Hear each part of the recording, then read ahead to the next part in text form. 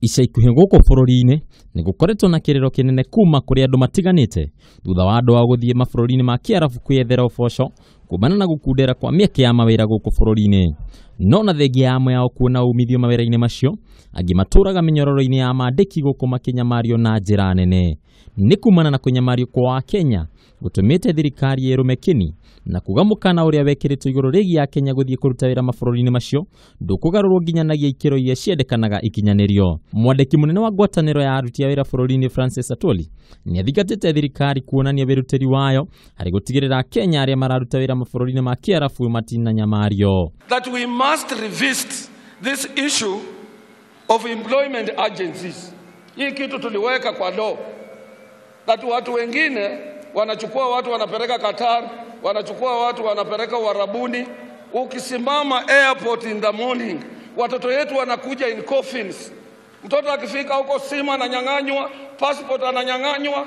Atwoli no athiĩte na mbere kũria thirikari ihike kũgereka kĩrĩ makambuni ma gũkũ bũrũri-inĩ na nja ya bũrũri marĩa matabanagia mĩhang'o ya gũtwara aruti a wĩra mabũrũri-inĩ macio na thutha ũcio kũmatiganĩria moko-inĩ ma amanyamaria. We should not export modern slavery to Arabic world. Ukichukua simu ukipiga uwapati hata kama hatuna kazi. We can create employment using our natural resources we have in this country. Mĩario-inĩ ya Atwoli nĩ nyitĩtwo mbaru nĩ mũtongoria wa bũrũri Uhuru Kenyatta akiuga na gũtuĩka Akenya aingĩ nĩ mateithĩkĩte na mawĩra mabũrũri-inĩ macio. Harĩ bata agent arĩa methagĩra Akenya mawĩra mabũrũri-inĩ macio gũkorwo magĩthingata arĩa mandĩkithia nĩguo gũtigĩrĩra marĩ moko-inĩ mega. My administration has streamlined the registration and management of foreign employment agencies, and I strongly urge every Kenyan going abroad to use the approved agencies. Gũkinyĩria mwaka ũyũ, Akenya matanyihĩirie 40,000 nĩ monete mawĩra mabũrũri-inĩ ma Kiarabu.